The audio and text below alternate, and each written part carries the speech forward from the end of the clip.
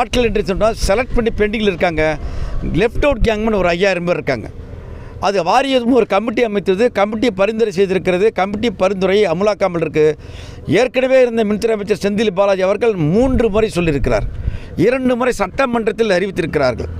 அந்த அறிவிப்பாகவே இருக்குது. Left out gangman எடுக்கப்பட வேண்டும் என்பது எங்களுடைய பிரதானமான கோரிக்கை. ஏனென்று சொன்னால் இன்னும் ஒரு மாதம் கழித்து நவம்பர் டிசம்பர் கடுமையாக மழைக்காலமாக இருக்குது.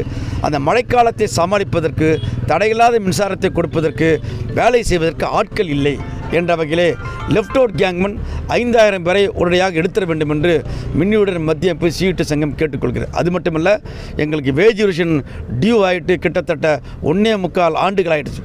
முதல் கட்ட பேச்சுவார்த்தை சென்ற மாதம் நடைபெற்ற ஒரு பூர்வாங்க பேச்சுவார்த்தையாகத்தான் இருந்த ஒரு ஆக்டிவாக இல்லை, ப்ரப்போசல் கொடுக்கல. உடனடியாக பேச்சுவார்த்தை நடத்த வேண்டும். வேலைபுல ஊதிய சம்பந்தமாக அந்த ஒப்பந்தங்கள் மூலமாக முடிவு கண்டு மின்சார வாரியத்தில் இருக்கிற அனைத்து காலி பண்ணி நிரப்பிட வேண்டும். மின்துறை பொதுத்துறையாகவே நீடித்திட வேண்டும்.